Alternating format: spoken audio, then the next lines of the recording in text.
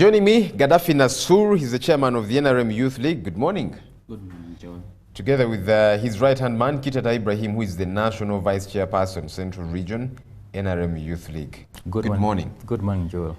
You people had your elections. Not everybody was too happy about the outcome. Has that been sorted out? Did you extend an olive branch to those that lost? And have they come to terms with the fact that you didn't rig or otherwise? Good morning, viewers. I think we genuinely won our elections. Of course, that's what you would say. And personally, I won by close to 80%, and we were around 8 contestants for my race. So I can assure you, losing an election has never been easy. It's not something you can take lightly. But we've been engaging our colleagues that are aggrieved, and necessary steps are being taken to bring them back home. Most of them are actually back home. Nasur, why did you choose to run for Chairman National Youth League of the NRM?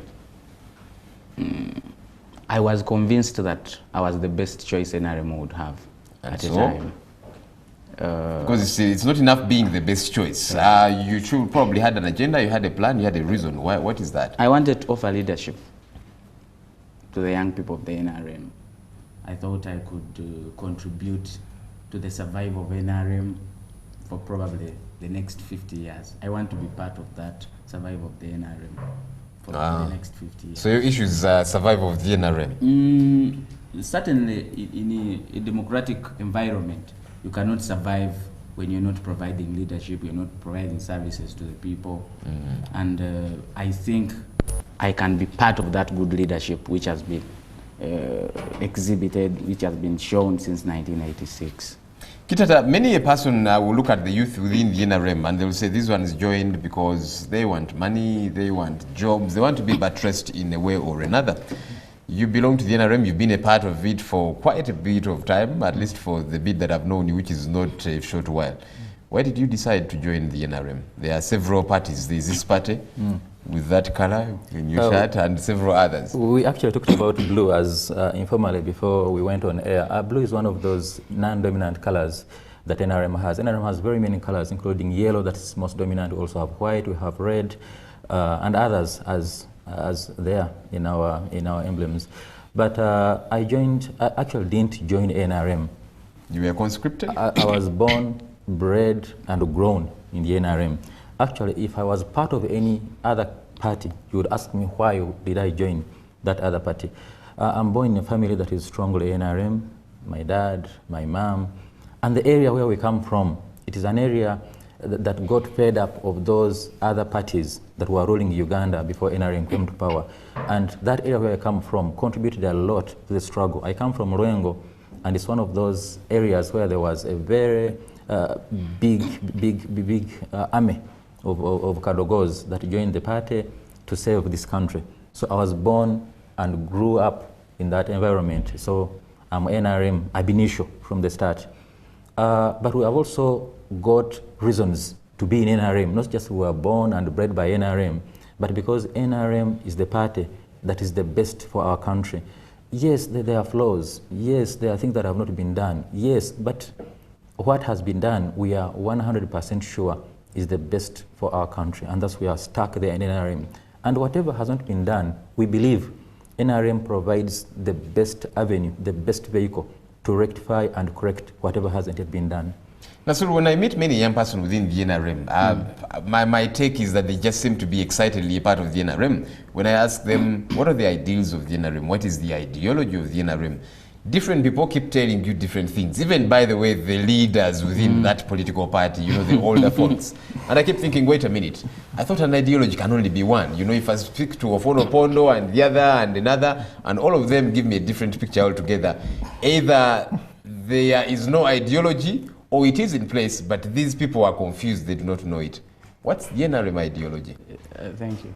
The NRM ideology is basically talks about 4 things. It talks about Pan-Africanism, which is, you can equate it to patriotism, or having okwagala ensi yo. You know that very well. Talks about Pan-Africanism. it talks about democracy, then socioeconomic transformation.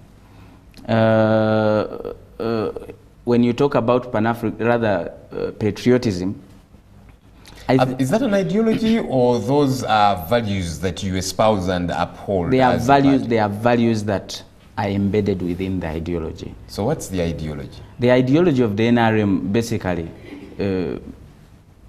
encompasses. That's why when we usually talk about the ideology of the NRM, we break it into those four. And when you don't lie within those four, then probably not addressing the ideology of the NRM. It actually, it's bigger than that. It talks and about what's affirmative that big thing? The NRM is because an ideology is not a list. No, it is not. Ideology is endowoza. It is the thinking, and that thinking brings together those four predominantly. Do you, Kitata, believe that young people have gotten to a place where they keep telling you that you're the leaders of tomorrow? I don't know when your tomorrow is going to come, but within your party, we begin to see a semblance of, okay, some not so old people are beginning to take up leadership positions. Justine Kasule Lumumba, your Secretary General, she's clearly not very old. She is in her 40s. She is Secretary General of the party, and others in strategic positions. Do you see this as young people have come of age, or like some other people look at it, it's demagoguery? It is, let's entice these young people, get them excited, give them one or two positions, but on the whole, these young people are not getting uplifted. Thank you. Before I get to that, I'll first begin with ideology. To me, I take ideology as the accurate prescription, accurate description of the problem, and then getting the right prescription to solve that problem. NRM as a party is multi-ideological. It's the most multi-ideological party Uganda has had since the birth of Uganda. So you see what I was telling you about? As a nation state. You say something different, you're saying it is multi-ideological. And that's why we say it's multi-ideological, because NRM is all-embracing, NRM is all-welcoming. So all ideologies are part of the NRM, that's what you're saying? Every ideology you believe in, as long as it solves the core problems of our country. That's interesting. Then you're part of NRM. So either does it exist, or even just using this sample space, you two don't know it, or you have a different That's why one? we don't chase people. Whoever comes is part of that ideology that is good for Uganda. And the best ideology for a nation is that ideology which grows. Ideology is not like you read from the Bible and that is it, it never changes. The Quran is there, no. The ideology should be shifting to address the continually changing demands and needs of the people. And that's why NRM has led Uganda for the past 30 years and is still going strong, because we are not stuck in the past. We are moving and growing as the nation grows and changes. As I get to why and young people are joining the party's leadership and getting very many positions, we believe NRM and its positions are beginning to be representative of what Uganda's demographic changes are right now. Because we all know that young people below 30, 35 constitute more than 70% of the population of Uganda, that is clocking to around 37 million. So if that big population is not represented in the number of positions that are being given out, then the youth will say, no, I think we are being cheated and we are being shortchanged. We are giving our votes to this party, but it's not, we are not representatives, we're not being represented very well. So the coming of people like Justine Lumumba, our Secretary General, I think is an indicator that the torch is being sent to the young people. That's why we are firmly in NRM, because we believe it's the best party that will be able to ensure that there is sober and sane transition, that is organized transition. Come again? Did you just talk about transition? Yes. And transition is not only at the top. Transition begins from within the organization by ensuring that the young people are deployed in police, in the civil service. We are even taking charge of the civil society. We are into the universities. Now we are getting into ministries. We are taking charge of our party, the NRM. And at the end of the day, you will simply see the young people taking charge of Uganda as a nation, because we are already in charge in between. We're already in charge in between. These fathers of ours are only providing that strategic leadership that's needed to provide an orderly transition as we head to 2021. Nasuru, I have spoken to some young people within your party that joined, especially as the NRM was registering people. And I was asking them, why did you decide to register with the NRM? Some will tell you, well, I believe in the party. Others will be very honest and be like, you know what, Joe? You know, I left the university, I have no job. I'm looking for a job. So just in case this is a ticket for my getting a job, you know, so be it. Others will actually, we have had a misconstrued view that when they queue up and register, they are given some kind of allowance. I don't know whether that happened to be the case. But there are others that told me I went to register and I thought they were going to give me some money, and then I got disappointed I didn't get the money. Truth be told is that many young persons within your party are unemployed. You know that about 83% of this country's young people's population is unemployed, and you have come into leadership. What's your plan? I'm sure you should have a plan. If you don't, maybe you need to begin cooking up one. What's your agenda Maybe for that? to first correct you on what you said earlier. It's not true that people are paid to register in the NRM. Well, I'm not saying it is true. I just told you this is feedback I got from people I was speaking to. Then I'm giving you the... Of course, some of them, like I told me they got disappointed. You know, they didn't get the money. Others, I don't know if they did, but anyway. So it's not true that you're given money to register in the NRM. NRM is a mass party. We all know that. Secondly, about the issue of unemployment. You and I agree that unemployment is a global challenge. You cannot... Uganda is part of that. Uganda's challenge is a lot higher. 83%, and, that is stupendous. It's not the same figures in Rwanda. It's not true. It's not the same figures in Tanzania. It's not true that 83% of the youth are unemployed. What's your figure? It's close to around 65%. Which one you're quoting? Yes. Because me, I'm giving you Bureau of Statistics figures. Hold on. You know, there is what they call formal and informal employment. So, for instance, agriculture. There are youth that are involved in agriculture, but to them they think they are not employed. Now, Joel, you work here. Some youth think by working on NTV, in a bank, is what they call employment. But there is better employment out there. Let me tell you the strategy of the NRM. Hey, before you do, you promised to give me statistics because you said mine are no, wrong. it's 83% is I think way too high. So what's the correct one according to you? It may be close to around 60-65%. And you're quoting what? Because you see statistics, you don't just sit here on a chair like this one and then you begin to imagine. You look around, think about the people at home, who has a job, who doesn't have a job. You've got to quote a source. You read UBOS, the definition of formal and informal unemployment. I think you can go and the statistics are? It's not 83%. I'm not very certain, but it's not 83%. So when you say one is wrong, you need to have a correct one. But let's move on. Yeah, certainly. What's your plan for this unemployment Our plan problem? is a huge one, but it basically talks about around 4 sectors. The big one being agriculture. You know, Uganda being an agrarian country, there is no way you can run away from agriculture.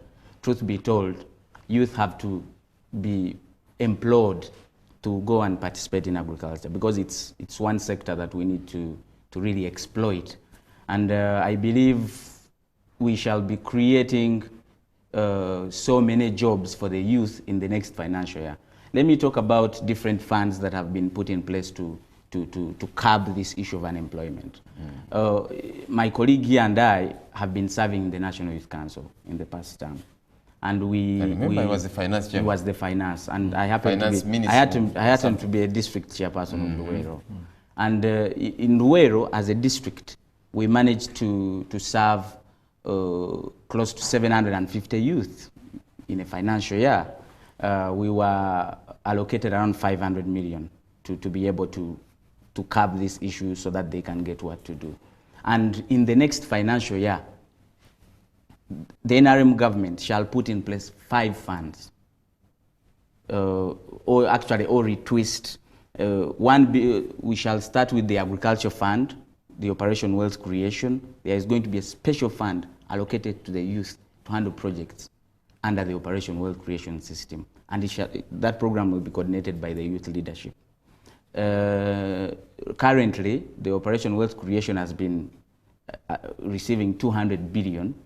And from a directive that I actually happened to get to know yesterday, that figure shall be actually doubled in the next financial year, or even tripled. The president says in phases that figure shall have to even reach 1 trillion Ugandan shillings. Then we shall have the Women Fund. That one has actually been put forward by the women, headed by Right Honourable Speaker of the Parliament, Honourable Rebecca Kadaga. We shall have the microfinance, which has been in place with an allocation of 44 billion. but the president directed that this figure be increased to 180 billion, and the 120 shall go down to the villages to support the different groups. So the funds are many. Under your finance, the finance person, National Youth Council. Maybe let me finish. There is an important one, Joel, called the Innovation Fund. The Innovation Fund shall be handled by scientists who shall basically look at value addition, because the value chain of the agriculture sector is huge. Only when people look at agriculture, they only think of going in the garden, but there are pre-production processes and the post-production processes. So the value chain can actually employ quite a number of people. All right, so many a fund, we have seen them one after another, and I keep wondering, do these funds really work? Do we know about this number of young people that have been ameliorated, that have gotten work, that have gotten their lives transformed, Kitata, as a result of these funds? Or do we, because like, for example, in today's newspapers, the president says that he's going to begin giving 2 billion shillings to each district. And I'm thinking, okay, you give these young people this money, does it resultantly lead to their lives getting better? Or are we saying money given to these young people, they go and bet it away and so on? And at the end of the day, that's more money wasted. Or at least to get these young people excited, especially when these promises come at election time. Thank you. Getting young people into the employment industry takes two to tango. One, it takes the mindset of the young person to know that when I get access to these finances, I can be able to turn what I've got into a job, into a livelihood, into something that can help me change and transform my livelihood from where I am to where I'm heading to. Most importantly, as we give these young people money, we need to change their mindset to know that as you get into agriculture, it's not just a part-time activity. It's your job for a lifetime. People have gotten rich out of being into agriculture. But as we also give them this money, we must ensure that they have developed their capacity to use this money meaningfully. It takes equipping them with the necessary skills and ensuring we give them mentors. It's normal that a young person will make mistakes. If you don't make mistakes in your youthfulness, then there will be a problem about you. Then where will you get that experience from? But they are getting to on-job training. You give them this money, but they also require training, ensuring that these skills that are necessary for them to bring this money are given to them. And we also need to ensure that we monitor what they do on a day-to-day basis. That by the time we get our hands off them, they are into a position that can help them to manage the money we are giving them. These young people have invested in betting, have invested in swindling this money, they have invested in... swindling is also an investment. I'm telling you the investments of the young people, and you can't run away from these facts. You can't run away from these facts. They've invested in getting this money, going into bars, drinking, taking their girlfriends and boyfriends out. They've invested in very many things. You give a young person a heifer, the next day he goes to marry. So these are core problems we are having, and they're not brought by the NRM, but this is what our society calls for. Well, that's why I hope that the NRM can get to remedy this. Gentlemen, my time is up. We are going to invest in training them, we are going to invest in workshops, we are going to invest in talk shows like we are here on NTV. You didn't pay for this one? Yes. So when you say you're going we to invest in talk shows like these ones. Our time. Our time. Yes. All right, thanks a bunch, gentlemen. Gaddafi Nasru, Chairman, National NRM Youth League. And then, of course, Ibrahim Kitata, the Vice Chairperson. Gentlemen, thanks a bunch for joining us.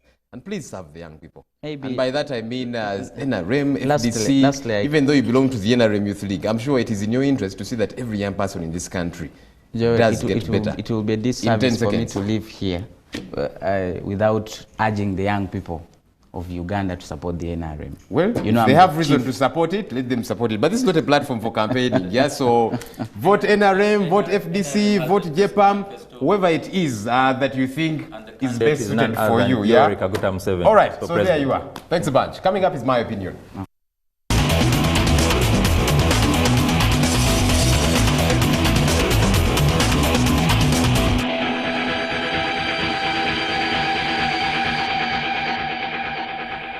All right, I know these gentlemen have told you go and vote for the NRM. Look, I like to think, scrutinize the manifestos as young people. You know, look at all these different 8 candidates. What is it that they are offering? What are they saying about the unemployment question? And whatever it is that bothers you as young people.